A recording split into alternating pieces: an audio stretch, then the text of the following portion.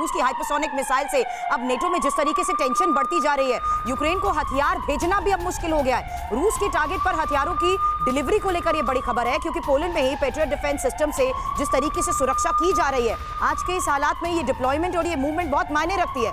Poland होकर ही Ukraine ये ज्यादातर हथियार पहुंचते हैं।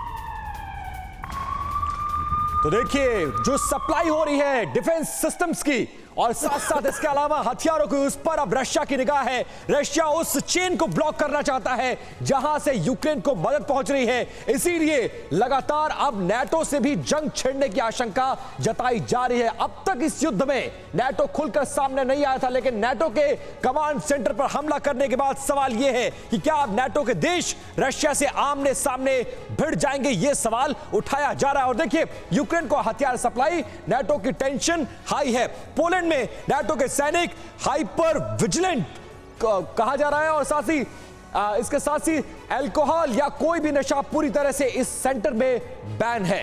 पोलैंड में 24 घंटे हाई अलर्ट पर जवान है। चारों तरफ से सुरक्षा कवच के बीच हथियार भेजे जा रहे हैं ताकि रशिया उन पर अटैक ना कर सके।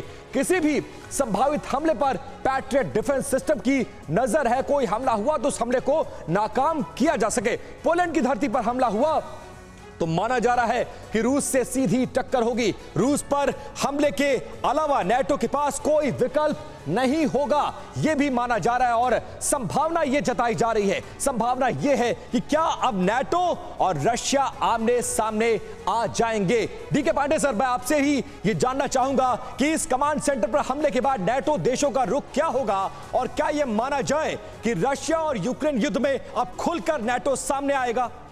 देखिए, निश्चित रूप से कुछ न कुछ बड़ा होने वाला है। उसका कारण यह है कि कमांड कंट्रोल सेंटर, जो कि CBRN केमिकल, बायोलॉजिकल, रेडियोलॉजिकल और न्यूक्लियर वॉरफेयर के सुरक्षा कवच के रूप में था, और उस पर किंजल मिसाइल के अलावा और कोई मिसाइल काम भी नहीं करती, क्योंकि इतनी गहराई में होता है ये सेंटर था जहां पर कि सभी प्रकार के सुविधाएं दी गई थी। वहां पर अगर हमला हो गया तो नाटो की जो रणनीति है उस पर बहुत ज़बरदस्त कुठाराघात हुआ है। अब नाटो जो है तिमलाकर निश्चित रूप से ऐसा कदम उठा सकता है जो कि इसी स्टैंडर्ड का हो, इसी लेवल का हो, ताकि संदेश जा सके उनकी सेनाओं को, साथ साथ रूस को भी, कि आपने जो है सीमाएं अब लांघ ली है और हमें उतरना ही पड़ेगा। लेकिन साथ में ध्यान रहे कि पोलैंड जो है बहुत ही महत्वपूर्ण रोल प्ले कर रहा है इस पूरे समीकरण में। अगर पोलैंड में लड़ाई होती है तो निश्चित रूप से चार्टर 5 के हिसाब से नाटो के बाकी कंट्रीज में जरूर एक्टिवेट होंगे, लेकिन रशिया को बहुत बड़ा एक गेन मिलेगा।